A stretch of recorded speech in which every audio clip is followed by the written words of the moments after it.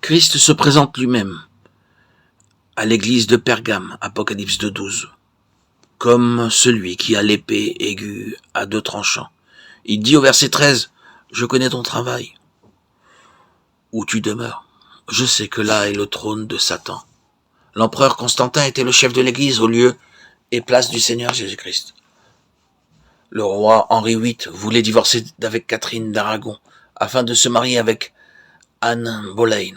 Ainsi, il se sépara de l'église catholique romaine et devint le chef de l'église d'Angleterre.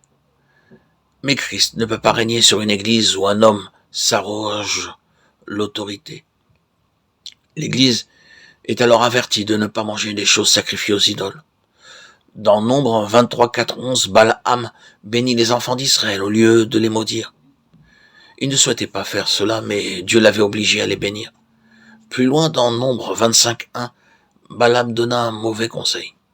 Il persuada habilement quelques enfants d'Israël de conclure des mésalliances, ce qui amena le peuple à adorer les idoles et Israël se joignit à Baal-Péor.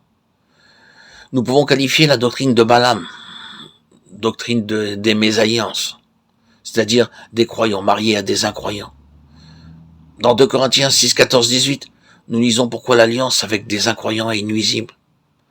C'est un faux argument de dire « je suis ami avec cette personne » afin de pouvoir la convaincre. C'est une arme puissante du diable pour nous entraîner dans la cécité spirituelle. Un croyant et un incroyant peuvent-ils s'associer pour un travail? Amos 3.3 donne la réponse.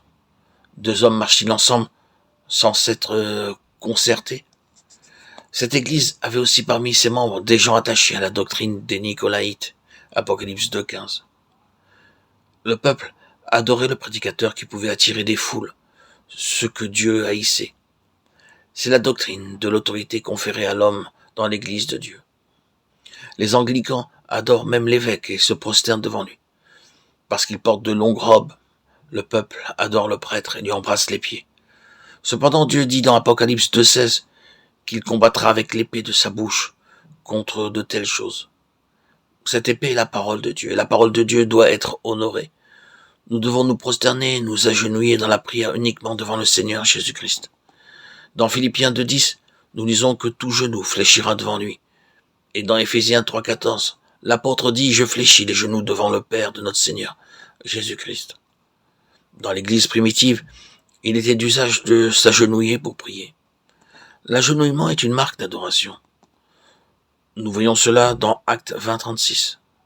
Lorsque l'apôtre s'agenouilla et pria avec les anciens de l'église d'Éphèse, et encore dans Actes 21.5 à Tyr, l'apôtre s'agenouilla sur le rivage avec les hommes, les femmes, les enfants, et pria.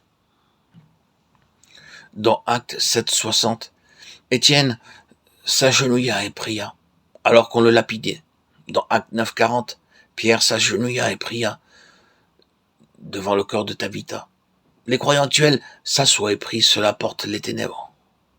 Obéissez à la parole de Dieu dans votre vie privée, dans votre famille et dans votre vie d'église. On plaisante aussi souvent dans les réunions de croyants, et spécialement parmi les jeunes. Nous devons les reprendre et enseigner aux jeunes comment ils doivent honorer Dieu. Les croyants doivent être enseignés pour garder leur oreille sensible à la parole de Dieu.